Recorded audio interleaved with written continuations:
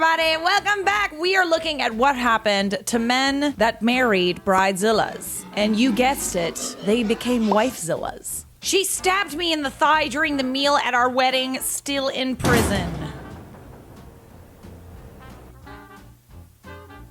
I'm gonna need some more context. This story needs more than 2 sentences, even though they are admirably concise. I read this story and desperately want to believe you married an inmate and she shanked you in front of the snack machines in the visiting room after the ceremony. At the wedding, spilled my entire gyro on her nice dress and she stabbed me and my mother-in-law called the cops. She's now in prison, but wasn't until the night of our wedding. She is now. What did you get stabbed with? A steak knife from catering. I thought it was a pen or something. Sorry. I shouldn't laugh. Hey, don't knock him. Tzatziki sauce is fire. Wait, are we talking about a gyro? Like as in like a Greek wrap? Like a wrap? You spilled your wrap on her. Well, so it worked out then. You guys good? Still together? Husbands of Bridezillas, did you know about the behavior before the wedding? What happened? My dad remarried. He's fairly well off, but at the time I didn't realize it. Come the wedding day, his soon-to-be ex-bride stepped out of the limo and pushed me away from her when I tried to give her a congratulatory hug. I was 11.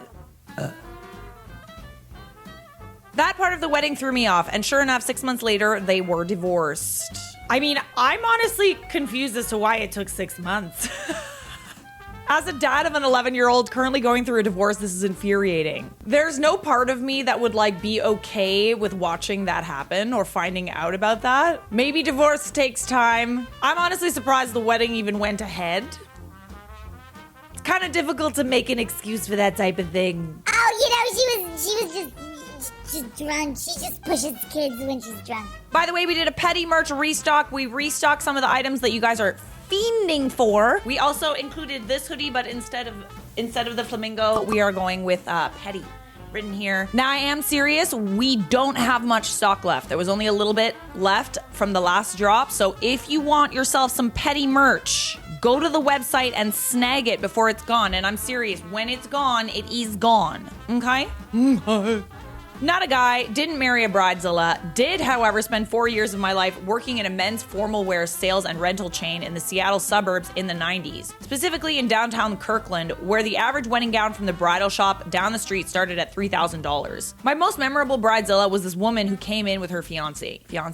Fancy fiancé. Charlotte is fiancé. Poor dude never said a word. She wanted a very specific color of shirt to match her diamond white gown in a mandarin color with a mid-range shawl collar 2-button jacket. 14 of them. Okay, pretty straightforward, but I like that second but. When you're renting shirts, particularly these shirts because they were newer, so some were closer to white and some were very ivory, and they're coming from a warehouse downtown, I can't guarantee every shirt will be the same color, let alone the exact same shade of diamond white, which I explained twice. And she signed off on it because this was not my first Bridezilla rodeo. She agreed but emphasized the shirts would all be the same color and they would be the right color. Okay, I'll do my best. Cue 6 weeks later, the Thursday before the wedding, Bridezilla comes in with her poor fiancé. We pulled out the tuxes. Of course, the shirts were exactly as I warned her they would be, several shades, and only one was her perfect color, not the groom's. She lost her ever-loving Shaisa, screaming, crying, pounding on glass countertops, wailing at the top of her lungs that we were discriminating against her because she was Japanese. Yeah, hun, so is like half of Greater Seattle. She got so agitated, she shattered our front counter with her pounding. The cops were called. Bride got arrested. Groom took his and everyone else's tuxes and left, still without a word other than profuse apologies. Sunday, I happened to be accepting returns. Father of the groom comes back with 14 unworn tuxes. He explained that the bride spent 24 hours in jail after my spineless manager refused to press charges. At the rehearsal dinner, the bride threw an insane temper tantrum, complete with throwing glassware, swearing, and finally punching the groom in the face.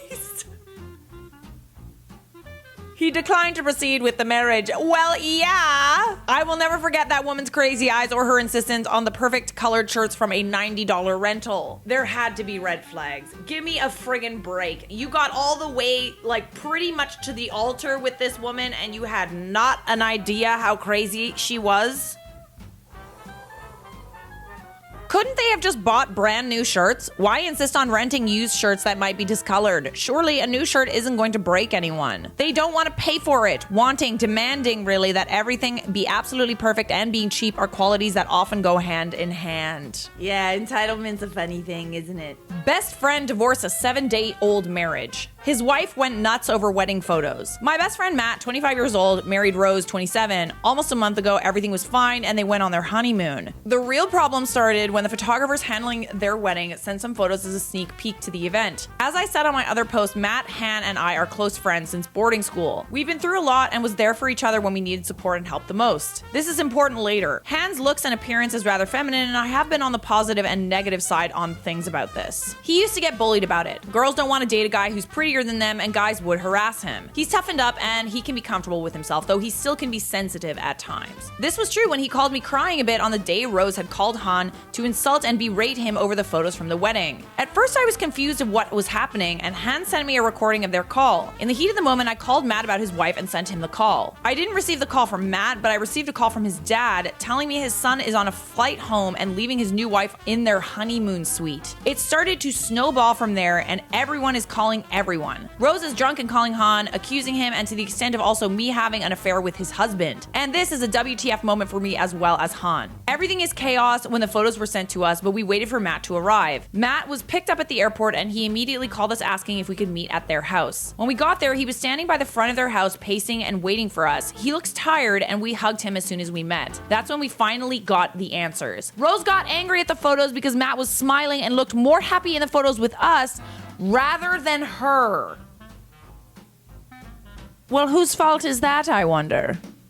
She then accused Han of being too close in the photos and Matt enjoying the attention. Matt didn't say anything and Rose got even madder and started talking bad about Han and I. She started to accuse the three of us to be in a relationship and that Han was the one manipulating us with his looks. This made Matt angry and stormed off. That's when Rose called Han and blew up at him. Turns out Rose was irritated with Han because of how he looks, and that she also got mad that I gave Han more attention whenever she's around. I mean, why would she want my attention in the first place? She said a lot more worse things. But what made Matt leave her was when he got back to talk with Rose and he saw her cheating with a stranger in their room. He was mortified when she laughed and said she wanted to get even. So he left and came home. He then told us the reality of how Rose has been acting since he proposed to her, how they almost ended their engagement when Rose refused for months to sign the prenup, and how she demanded things before she signs for anything. There was a week of utter chaos. Matt's parents canceled the 2-month honeymoon trip they gave us as a gift. Rose was forced to come home, and what waited for her is a whole family and friends demanding an explanation. The wedding gifts were returned, the house gifted to them was under Matt's name, and he changed the locks. Cut contact with Rose unless it's through his solicitors, and the cherry on top was when Matt was informed that all he had to do is fill in a nullity application form. Rose was a mess when she arrived. None of her family and friends took her in. She blew up Matt's phone and everyone else's, begging us to talk to her and to see her husband. She threatened for lawsuit, playing the pregnant card, but refused paternity. She showed up at our places yelling and calling names. When that didn't work, she threatened to end herself, so we called her parents and they promptly apologized and took her away. Rose was getting ostracized and the story of her violent and entitlement have been coming out. The three of us, along with Matt's sisters, are planning on a trip to cool off after all of this.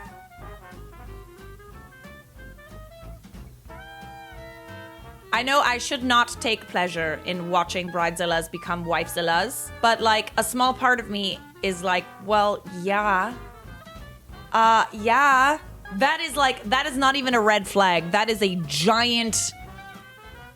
No, what are those things? The like parachutes. That's not even a red flag. That's a big red parachute. Okay? Really? You still married them after that? I saw it during the planning phase. I broke it off after the demands kept mounting. Nothing was good enough and I began to feel like the entire thing was less about us and more about her self-image. I think that most of us have this like idealistic wedding in our heads from when we're a little kid. We like imagine what the dress would look like. It's mostly about the dress, to be honest. It's definitely about how she appears to other people, like a princess essentially, and that her life is perfect, as opposed to marrying the love of her life, supposedly. And that's where I think the Bridezilla thing really comes from. I'm the daughter of a Bridezilla. That counts, right? Sure! Why don't you chime in? Anyways, my mom did not invite me or my sister to her third wedding, but wanted us to help in any way possible. But once we opened our mouths to give an opinion, she'd say, "You're not even going. Why does it matter?" It really didn't affect me much. The wedding was a disaster anyway, and they're on the brink of divorce. Also, she kicked out her maid of honor because she gained a few pounds after having twins, and it was hard to get the baby weight off fast enough for the wedding, so I clearly couldn't have her in it. Clearly, weddings are just about appearing like you have the perfect group of family and friends, and none of them can be even slightly overweight or tattooed. What do you think this is, reality? A bit of a change-up. Not a bridezilla, but a groomzilla. Not a Godzilla, but a T-Rex. A friend of my father was remarrying. It was both his and the bride's second time around, both in their early 40s and an arranged marriage. Think Indian Orthodox Muslim stuff. The guy was an utter groomzilla. He demanded that every event be at the top-notch hotels with obscenely expensive catering and hired string quartets and whatnot for the entertainment. Mostly paid out of the bride's family's pocket, I might add. The parties on the nights leading up to the main wedding event were opportunity enough for him to make a rather public butt of himself, talking at the top of his voice and showboating the entire time. But the kicker came the next day, when the bride was missing from her own wedding reception. Obviously, it was very odd and conspicuous, and the few relatives from her side made some non-committal excuses about her not feeling well. Turns out, this mother effer, had divorced the poor woman right after he'd had his wedding night fun. He said that he didn't like her enough, and that's an almost literal quote. So he gave her the triple divorce thing, and that was it. The marriage was officially over before the festivities even ended. Oh my, what's his at? Where he at? I'm coming in with T-Rex. Horrible. But again, you know those red flags? You see them for a reason. Subscribe!